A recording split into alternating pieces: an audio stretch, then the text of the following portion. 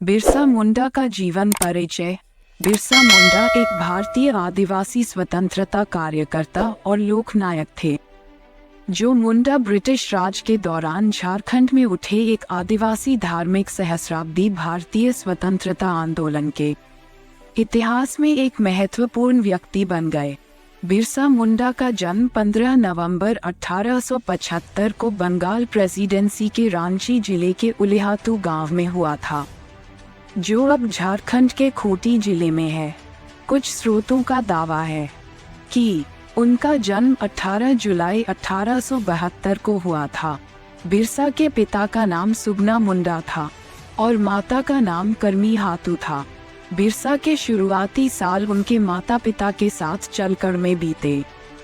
जब वे बड़े हुए, बिरसा को उनके मामा के गांव अयुभातू ले जाया गया। बिरसा 2 साल तक अयुभातू में रहा। वह सालगा में स्कूल गया, जिसे जयपाल नाग चलाते थे। वह एक ईसाई मिशनरी के संपर्क में आया, जिसने गांव के कुछ परिवारों का दौरा किया, जो ईसाई धर्म में परिवर्तित हो गए थे। बिरसा मुंडा बहुत जल्द समझ गए कि ईसाई मिशनरी आदिवासियों को ईसाई धर्म में परिवर्तित कर रहे। चूंकि बिरसा पढ़ाई में तेज थे, जयपाल नाग ने उन्हें जर्मन मिशन स्कूल में शामिल होने की सिफारिश की और बिरसा ने ईसाई धर्म अपना लिया और उनका नाम बदलकर बिरसा डेविड रखा गया, जो बाद में बिरसा दाऊद हो गया। कुछ वर्षों तक अध्ययन करने के बाद उन्होंने जर्मन मिशन स्कूल छोड़ दिया। 1886 से 1890 तक चाईबासा में बिरसा का लंबा प्रवास उनके जीवन का एक महत्वपूर्ण काल था। स्वतंत्रता संग्राम के मद्देनजर सुगना मुंडा ने अपने बेटे को स्कूल से निकाल लिया। 1890 में चाईबासा छोड़ने के तुरंत बाद बिरसा और उनके परिवार ने जर्मन मिशन की सदस्यता छोड़ दी, ईसाई होना छोड़ दिया और अपनी मूल पारंपरिक आदिवासी धार्मिक प्रणाली में वापस लौट आए। 1894 में बिरसा एक मजबूत, चतुर और बुद्धिमान युवक बन गया था और उसने गेरबेरा में बारिश से क्षतिग्रस्त हुए डोमबारी तालाब की मरम्मत का काम शुरू किया।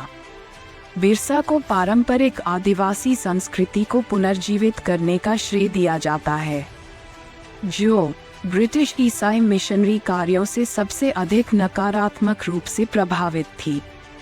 कहा जाता है कि 1895 में बिरसा को एक सर्वोच्च ईश्वर का दर्शन हुआ था। वह स्वयं एक उपदेशक और अपने पारंपरिक आदिवासी धर्म के प्रतिनिधि बन गए और जल्द ही उन्होंने एक आरोग्यदाता, चमत्कारी और उपदेशक के रूप में ख्याति अर्जित कर ली। मुंडा, उरांव और खारिया लोग उनसे मिलने और अपनी बीमारियों से ठीक होने के लिए चल काट आते थे।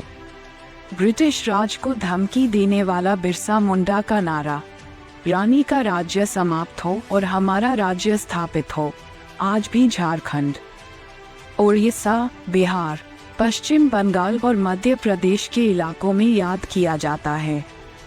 ब्रिटिश औपनिवेशिक व्यवस्था ने आदिवासी कृषि व्यवस्था को सामंती राज्य में बदलने की प्रक्रिया को और तेज कर दिया।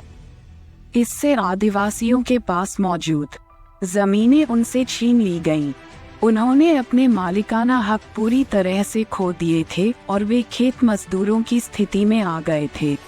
1895 में तमार के चलकर गांव में बिरसा मुंडा ने ईसाई धर्म को त्याग दिया।